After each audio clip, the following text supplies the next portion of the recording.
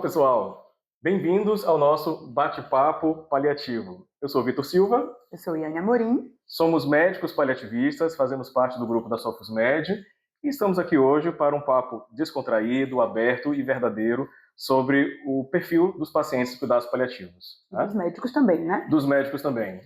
É sobre isso, né? A gente vai se provocar aqui, como a gente faz diariamente, sobre esse perfil de cuidado diferenciado, que é o da medicina paliativa, que é dos cuidados paliativos, e eu já começo fazendo uma pergunta aí maior. Iane, o que você consideraria como perfil elegível para os pacientes em cuidados paliativos? Que paciente é esse que merece a atenção paliativa? Vamos lá. A maior parte das pessoas entende que cuidado paliativo é para uma doença grave, né, para uma doença que não tem cura. Bem isso mesmo, tá? Porque a gente precisa desmitificar, né, tirar o mito de que cuidado paliativo, por exemplo, só é para doenças oncológicas, ou seja, que só é para câncer.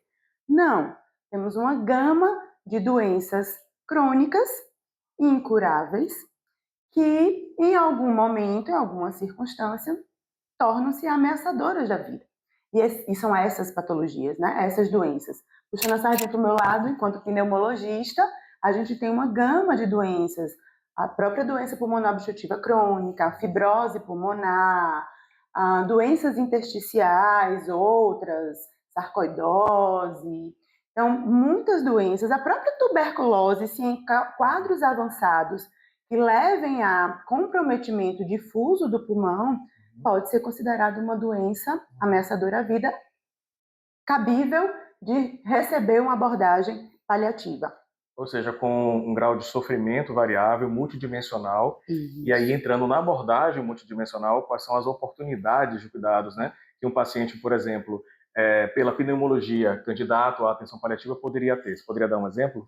Sim, claro. Desde um paciente que esteja ao longo da sua trajetória de uma doença fibrosante, por exemplo, ou de um DPOC propriamente dito, que passe por crises de necessidade, sejam crises sintomáticas do ponto de vista físico ou até mesmo do ponto de vista social, né? Do ponto de vista emocional, psíquico, de tomadas de decisões. A gente sabe que o paciente vai inexoravelmente desenvolver um quadro de dispneia progressiva, por exemplo. A gente pode, em algum momento desse acompanhamento, discutir diretivas antecipadas de vontade, por exemplo. Então, são uma gama de ações que a gente pode oferecer ao longo da jornada da doença. Muito, né? Mais do que falta de ar, do que a dor física, né?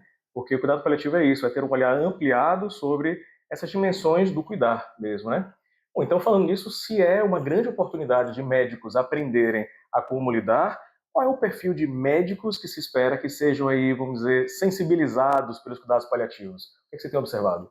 Então, acho que até a gente pode, você também vai me ajudar nisso, mas eu imagino, e assim, eu entendo, interpreto que talvez a primeira característica seja uma inquietude, né? Acho que o médico que olha para o paciente além da doença e do diagnóstico, esse daí já foi picado pela mosquinha do cuidado paliativo, né? Então, ter uma boa capacidade de escuta, empatia, compaixão, ter desejo por criar vínculo pelas pessoas, não só os pacientes, mas suas famílias também que estão em franco sofrimento. Então, esse para mim é o X da questão para quem tem a habilidade paliativa nata, né? Eu imagino que seja assim. E a gente espera que vocês também tenham, né, essa vontade, esse perfil também de aprender mais sobre os cuidados paliativos e de que a gente possa seguir aqui orientando vocês sobre como fazer melhor para os nossos pacientes. Mas eu quero fazer uma pergunta para você. Por favor. Onde é que o paliativista pode trabalhar? Só no hospital?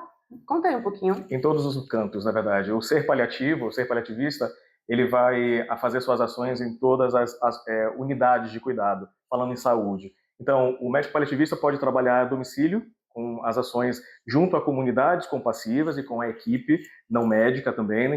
A gente está falando de um time aí completo para poder agir junto à comunidade.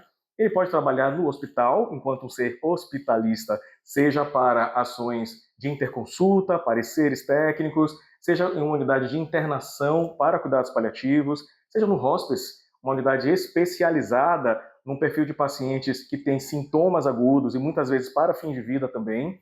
Ele pode trabalhar de maneira remota, com a telesaúde, com a telemedicina, oferecendo capacitação, matriciamento às equipes, né? E oferecendo também aconselhamento também de maneira remota. São muitas as oportunidades, né? Consultório.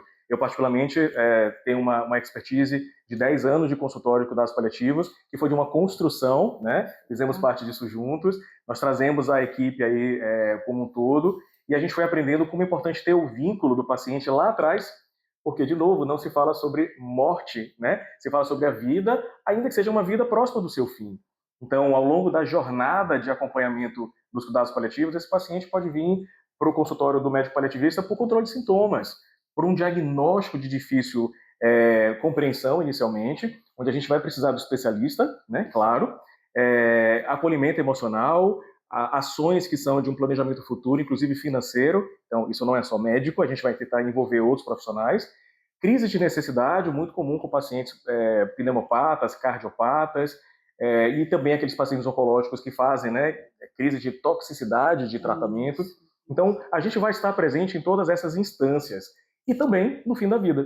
Então, olha que interessante, a gente vai desfocar do fim da vida como sinônimo de cuidados paliativos, mas a gente vai afirmar que é necessário muito cuidado paliativo aí no fim desta vida, né?